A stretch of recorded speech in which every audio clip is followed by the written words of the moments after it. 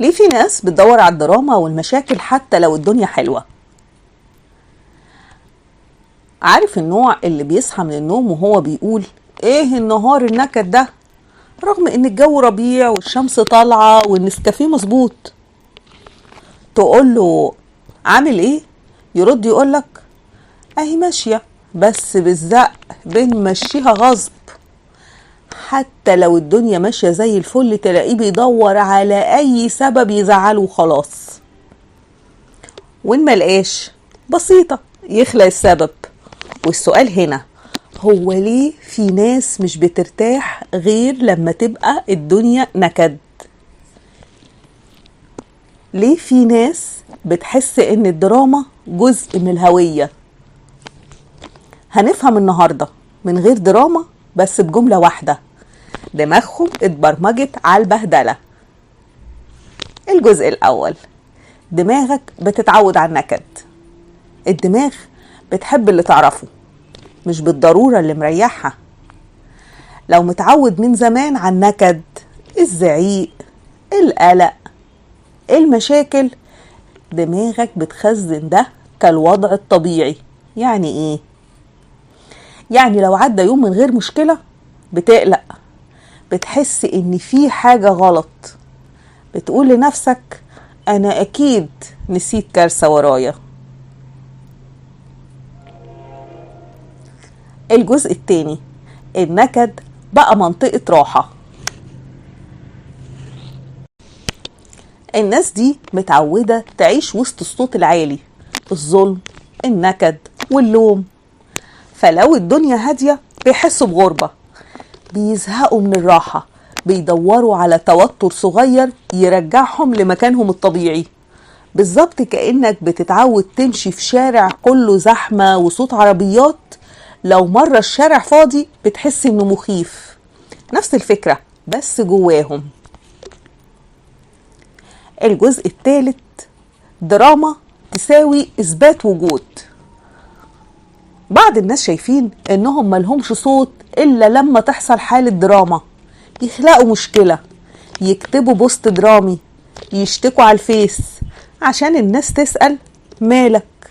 هم بيحسوا ان ليهم قيمة، زي ما تقول كده انا باين لما اتوجع بس. الجزء الرابع: تربيتهم كان كلها نكد. في ناس اتربت في بيوت ما تعرفش يعني ايه لحظة هدوء، كل حاجة كانت بتتجاب بصراخ او ضرب او ضغط نفسي. فلما كبروا النكد بقى لغتهم الام. لما حد يحبهم بجد ما بيصدقوش، لما يحصل لهم خير يشتكوا. الجزء الخامس: دماغهم بتدافع عنهم بطريقتها. دماغهم بتحاول تتوقع المصايب قبل ما تحصل، فتخلق سيناريوهات كارثية في دماغهم. ما تفرحش قوي، اكيد في حاجة هتحصل. ما تطمنش قوي، الدنيا مش ماشية كده سهلة، وهكذا.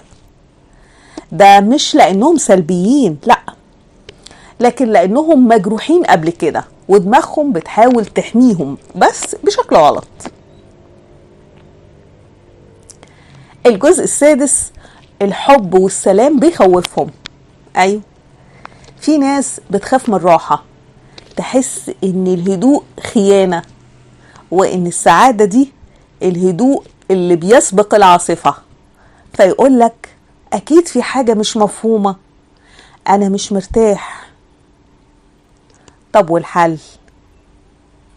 لو انت من النوع ده او بتتعامل مع حد كده، افهم انك مش مجنون، بس انت محتاج تعيد برمجة دماغك. اتعلم ان الهدوء مش خطر. اقبل فكرة انك تستحق حياة بسيطة من غير نكد.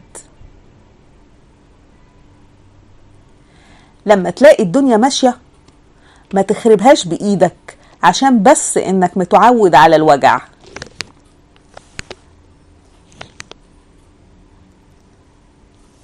الخلاصة: الحياة فيها وجع، بس مش لازم نعيشه طول الوقت. مش كل ما الدنيا تهدى نولع شمعة ونقعد نستدعي الأرواح الشريرة بتاعت الذكريات. سيب دماغك ترتاح شوية، واوعى تفتكر ان الحياة لازم تبقى دراما عشان تكون مهمة. انت شايف نفسك في الكلام ده او تعرف حد كده؟ اكتب لنا في الكومنتات وشير الفيديو لأي حد دماغه بتحب تتخانق حتى وهو على الكنبة بيتفرج على الكرتون.